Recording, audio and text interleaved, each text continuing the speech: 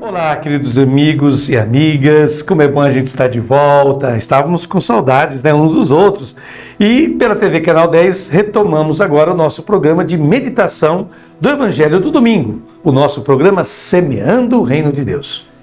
E este domingo nos é oferecido, é o 29º domingo do tempo comum, ano litúrgico B. Neste domingo nos é proposto o Evangelho de Marcos, capítulo 10, versículos de 35 a 45. E o tema que eu escolhi para este domingo é o seguinte: para ser discípulo de Jesus, há de ser servidor. Vou repetir: para ser discípulo de Jesus, há de ser servidor. Comecemos então. Uma primeira constatação: não há nada a fazer. Os discípulos de Jesus são animados, como veremos, pela ambição, pela vaidade, e isso os torna cegos, surdos, mesmo que tenham ouvidos, mas não ouvem, têm olhos e não veem. Após o segundo anúncio de sua paixão, feito claramente por Jesus, uma discussão irrompeu entre os discípulos para descobrir quem era o maior. E Jesus os chamou de volta, dizendo: se alguém quer ser o primeiro, deve ser o último de todos e o servo de todos. Isso a gente viu em Marcos capítulo 9, versículo 35. Agora vem o terceiro e último anúncio da paixão, morte e ressurreição de Jesus. E Jesus não poderia neste anúncio ter sido mais claro. Ele afirma: em Jerusalém serei morto. Está no capítulo 10 de Marcos, versículo 33, ou seja, 2 versículos antes da passagem deste domingo. Vamos ver então a reação dos discípulos. É o 10º capítulo de Marcos, repito, dos versículos 35 a 45. E você já está vendo aí, Marcos, os versículos 35 a 37 que vamos ler agora. Tiago e João, filhos de Zebedeu, foram a Jesus e lhe disseram: Mestre, queremos que faças por nós o que vamos pedir. Ele perguntou: o que quereis que eu vos faça? Eles responderam: deixa-nos sentar um à tua direita e outro à tua esquerda, quando estiveres na tua glória. Vejam só vocês. Ao dizer que os discípulos se aproximaram de Jesus, isso é uma maneira sutil do evangelista dizer que eles estavam longe. Eles estão acompanhando Jesus, mas não seguindo Jesus, não aprendendo com Jesus.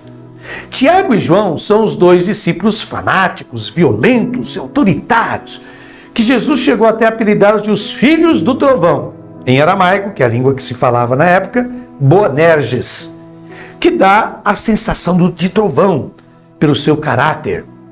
Eles chamam a Jesus de mestre, mas na realidade não seguem Jesus, não estão aprendendo nada com esse mestre. Olha só, o pedido que eles fazem a Jesus é sem sentido. Absurdo, depois que Jesus disse claramente: em Jerusalém serei morto. Jesus acaba de falar isso com todas as letras. É a imagem do rei na corte real, onde tem seus primeiros ministros. É isso que está na cabeça dos discípulos. Um rei com seus primeiros ministros, um sentado à direita, outro à esquerda, querem lugares de honra. Não entenderam que Jesus não concede lugares de honra a ninguém, nem a si próprio. Imagine aos outros. Prossigamos, lendo os versículos 38 ao 39, primeira parte. Jesus então lhes disse: vós não sabeis o que pedis. Por acaso podeis beber o cálice que eu vou beber? Podeis ser batizados com o batismo com que vou ser batizado? Eles responderam: podemos. O cálice que Jesus menciona aqui é a imagem da morte no Evangelho. É a imagem da paixão de Jesus no Getsemane, onde Jesus pedirá ao Pai: afasta de mim esse cálice, como está em Marcos capítulo 14, versículo 36. Às vezes encontraremos o verbo batizar, que não tem o sentido litúrgico, tem o significado original de estar imerso, de se sentir oprimido. Essa expressão comparece por 3 vezes. Jesus fala dessa imersão que o oprime. E eles, com presunção, respondem: podemos beber o cálice, podemos ser batizados, mas não imaginam que seja isso. Mais tarde, no final do Evangelho, o evangelista escreverá: então, abandonando-o, todos fugiram. Essa foi a reação dos que diziam que iam beber do cálice de Cristo e ser batizados no batismo dele. Prossigamos. Agora vejamos os versículos 39, segunda parte, e 40. E ele lhes disse: vós bebereis o cálice que eu devo beber, e sereis batizados com o batismo com que eu devo ser batizado.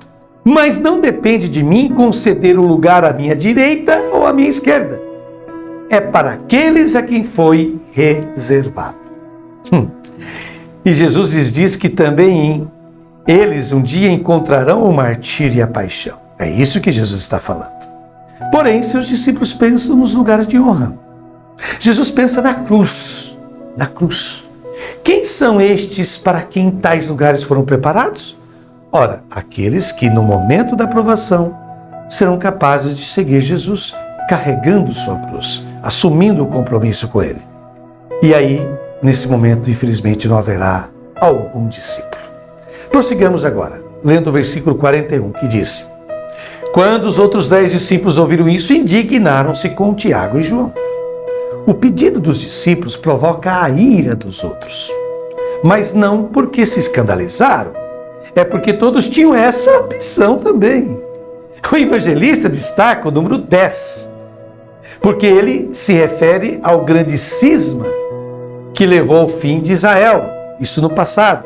Com a morte do rei Salomão, devido à arrogância do filho de Salomão, 10 das 12 tribos do norte abandonaram as 2 do sul. Em seguida, a Síria veio e conquistou Israel, que eram as tribos do norte. Portanto, o cisma causado pela ambição pode levar à ruína da comunidade. Isso é uma advertência. Onde há ambição, há cismas, há divisões. E essa ambição é de praticamente todo o grupo de Jesus. Por isso, ficam indignados com Tiago e João. Vamos ver agora os versículos de 42 a 44. Jesus os chamou e disse: Vós sabeis que os que são considerados chefes das nações as oprimem e os grandes as tiranizam. Mas entre vós não deve ser assim. Quem quiser ser grande, seja vosso servo. E quem quiser ser o primeiro, seja o escravo de todos. Jesus não diz que eles são os governantes. Dizem os que são considerados governantes.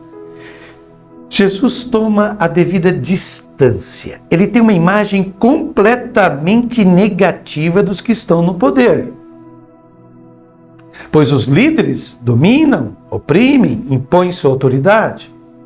E então Jesus pede 3 vezes à comunidade que não haja imitação na comunidade dele do sistema de poder que existe na sociedade. Ele usa o termo grego diáconos, que significa aquele que livremente, voluntariamente, por amor, se põe a serviço de alguém. E Jesus deixa claro: quem quiser estar mais próximo dele, ou seja, ser o primeiro, deve ser o escravo de todos. E o escravo era o nível mais baixo da sociedade. Esse é o modelo de poder que Jesus Cristo nos propõe. Vejamos agora o último versículo do Evangelho deste domingo. Versículo 45, que você já está visualizando aí na sua tela. Porque o Filho do Homem não veio para ser servido, mas para servir e dar a sua vida como resgate para muitos. E aqui está a conclusão de Jesus, que é o Filho do Homem, o qual manifesta a condição divina. Sendo homem, ele manifesta Deus através dos seus gestos, das suas atitudes, das suas palavras. Ora, o resgate que Jesus Cristo menciona era o preço que se pagava para libertar alguém da escravidão. E essa é a ação de Jesus, o Deus conosco, de colocar sua vida a serviço de nós pecadores, nos resgatando dos nossos pecados. Portanto, quem quer estar perto não pode esperar ser servido, mas deve, assim como Jesus, servir generosa e livremente. Pois bem, após essa belíssima reflexão de Frei Alberto Maggi, eu, Padre Telmo, faço as minhas considerações e começo citando São João Crisóstomo, que diz o seguinte, este famoso arcebispo do século IV e V depois de Cristo. São João Crisóstomo nos diz: não é tempo de coroas e de prêmios, mas de combates, lutas, suores, de provas e de pelejas. Como que essa frase vem ao encontro do Evangelho de hoje, não é mesmo? O Evangelho segundo Marcos talvez seja aquele que coloca em contraste, bem evidente, as diferenças entre Jesus e os seus discípulos. Os discípulos, quase o tempo todo, parecem estar cegos, surdos, mudos para a missão do Messias nesta terra. Eles parecem estar em um plano oposto àquele de Jesus. Chega a ser constrangedor ouvir e observar a vontade de poder, de honra e privilégio manifestada pelos irmãos Tiago e João, imediatamente após o terceiro anúncio da morte de Jesus. É como se os filhos de um casal, diante do estado moribundo de seus genitores, se pusessem a discutir a divisão da herança e a quem tocaria o comando da família, diante dos pais que estão ali morrendo. O que os amigos e conhecidos desse casal não diriam a respeito desses filhos? Pois bem, os discípulos são apresentados por Marcos, no evangelho deste domingo, bem parecidos com esta imagem. Aquilo que Jesus rejeita veementemente é que sua comunidade, ou seja, a igreja, deixe-se contaminar pela sanha de poder que há no mundo. Esse mundo em que os poderosos dominam, oprimem, impõem sua vontade, não é para ser imitado e seguido no interior do grupo daqueles que pretendem seguir Jesus. No entanto, ao longo da história, a Igreja Católica foi se afastando dessa forte vontade de Jesus, ao ponto de entender e justificar que o ministério apostólico é um sacerdócio dotado de poder. Está escrito no Concílio de Trento. E o episcopado foi definido como dotado de pleno e supremo poder. Está na Lumen Gentium do Concílio Vaticano II. Como adverte-nos bem o teólogo espanhol, já falecido, José Maria Castillo, que nos alerta dizendo o seguinte, abre aspas, ao dizer isso, não se trata de afirmar que na igreja não deve haver presbíteros, bispos e papa.